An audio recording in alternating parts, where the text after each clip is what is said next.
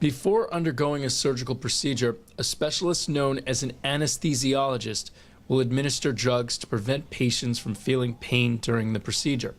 This can be a pill or an injection taken to cause relaxation of a portion of the body, or a substance inhaled to cause medically induced unconsciousness. It works by relaxing the central nervous system, effectively blocking pain while a patient is undergoing an operation. Anesthesia is very strictly controlled sleep status.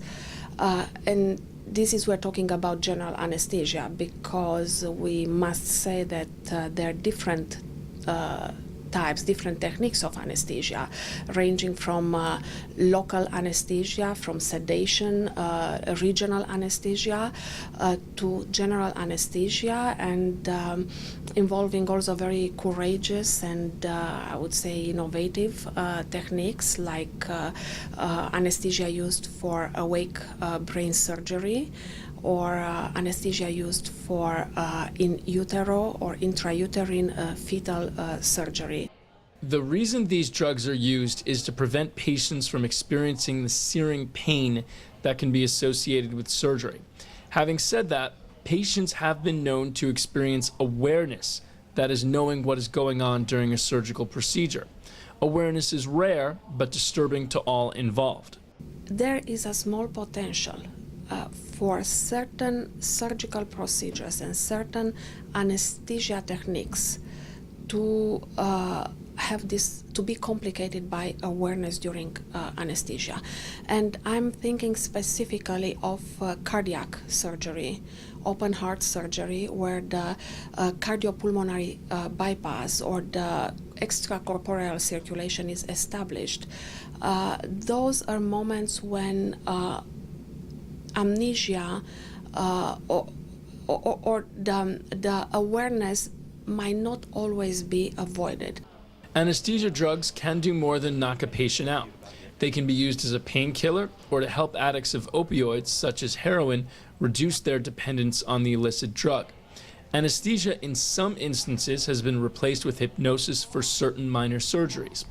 Anesthesia has a reputation for being a safe drug, and much fewer than 1% of patients experience harm from its use. In the United States, we appreciate that the mortality in the operating room is somewhere at 3 out of 10,000 anesthetics. Most of these cases are related to the underlying condition. The sicker the patient it is, the more chances of having a negative outcome we have.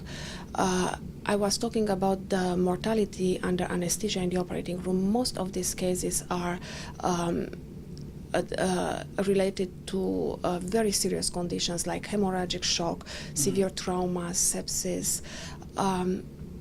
As for the complications or side effects related to anesthesia itself, they might be mild complications like postoperative nausea, like disorientation or sedation, urinary retention. We learned a lot about anesthesia today.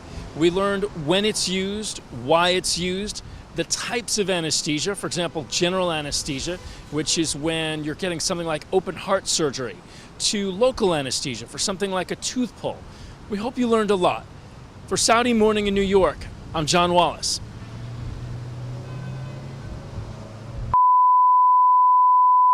When we talk about anesthesia, we're not just talking about a simple medicine. We're talking about different types of anesthesia, from an anesthesia for a tooth being pulled, to anesthesia for an entire leg, to actually medically knocking out someone unconscious. So there's actually a lot to know about anesthesia, and we hope we told you a little bit about it today. For Saudi 2 in New York, this is John Wallace.